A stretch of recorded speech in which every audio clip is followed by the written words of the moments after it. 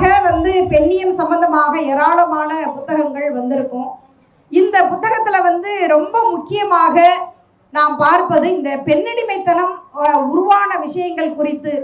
இது வந்து பொதுவாகவே வந்து பெண்ணடிமைத்தனம் சம்பந்தமாக பல்வேறு கருத்துக்கள், உரையாடல்கள் இந்தியா முழுவதிலும் இன்னைக்கு வந்து நிலவி கொண்டிருக்கின்றது. நிறைய ஐரோப்பிய நாடுகள் எல்லாம் கூட கடந்த காலத்துல இந்த பெண்ணடிமைத்தனத்திற்கு ஒரு நேர் எதிராக ஆண்களை முன்னிறுத்துகின்ற பல போராட்டங்கள் நடந்திருக்குது. பெண்ணை ஒரு போகப் பொருளாக பார்ப்பது ஆண்கள், எனவே ஆண்களுக்கு எதிரான போராட்டங்கள் என்று ஐரோப்பிய நாடுகள்ல நிறைய நடந்திருக்குது. இன்னும் சொல்ல போனா ஒரு இடத்துல உள்ளாடைகளை எரித்து ஆண்களுக்கு எதிரான போராட்டத்தை நடத்தி இருக்கின்றார்கள்.